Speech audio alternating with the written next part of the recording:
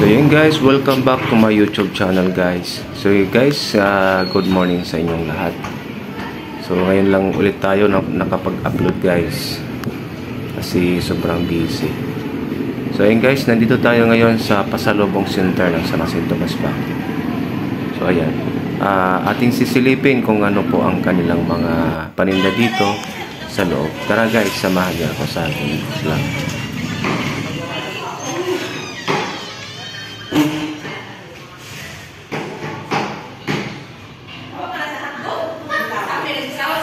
At ito guys ang bumungad sa atin dito. Painting po ito, at itong painting po ay gawa po sa ball trade. Yan. At ang may gawa nito guys si Mark Cesar Espinilla. Isang ipinagmamalaking artist dito sa San Jacinto Masbate. Kung mapapansin nyo guys, hindi po siya halatang ball trade. Parang lang siya, parang pintura. Yan, gawa sa pintura. Pero pag nilapitan mo guys yan po, gawa po siya sa ball trade po.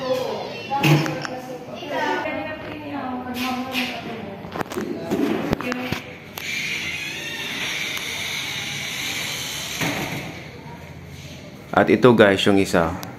Yan, ang halaga nito ay 55,000. Yan, itong isang painting nito. Sobrang ganda guys, hindi siya halata talaga. At mayroon din sila ditong iba't ibang uri ng pwede pang pasalubong or souvenir. Yan, sa mga mahilig bumili ng souvenir. Ayan, marami po dito sa pasalubong center ng San Jacinto.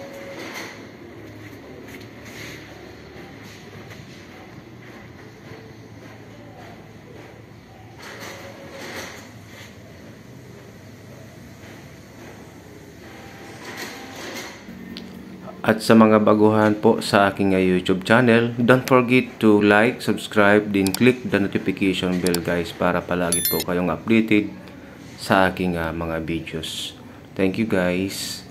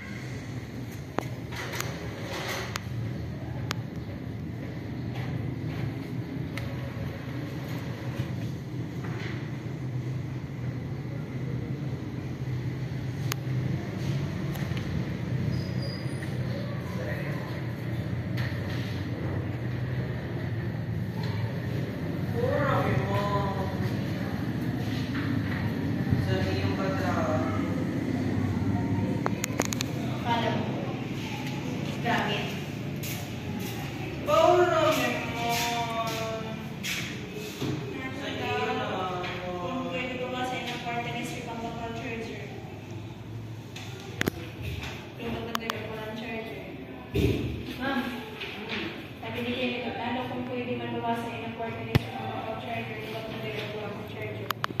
Oo, kasi sabi ko na sir, pag na-short siya, maka-hours na sir. Yan naman yung 8. Basta niya sa 150 na. Basta parado na. Tapos isulat niya. Ang parado daw. Parisibuhan.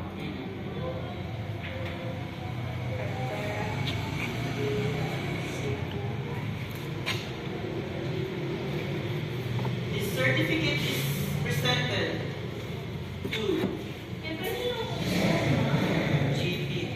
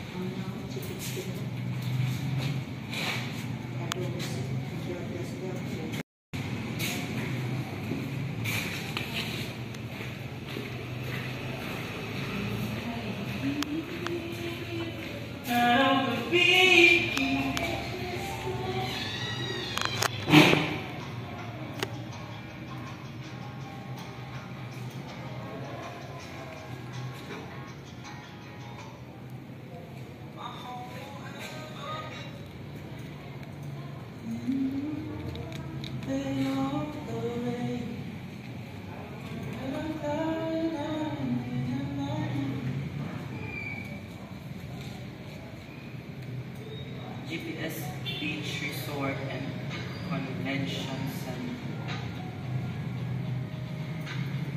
This certificate is presented to... At ito po guys, isa pang painting. Napakaganda po guys.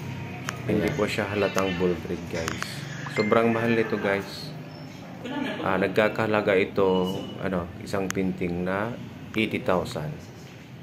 At ang pangalan guys ng painting ito ay Anod sa Sapa. Kung nakikita nyo guys, tubig siya na may mga kahoy. So yun guys, hanggang dito na lang po yung aking video. Maraming salamat po. Thank you for watching guys. God bless.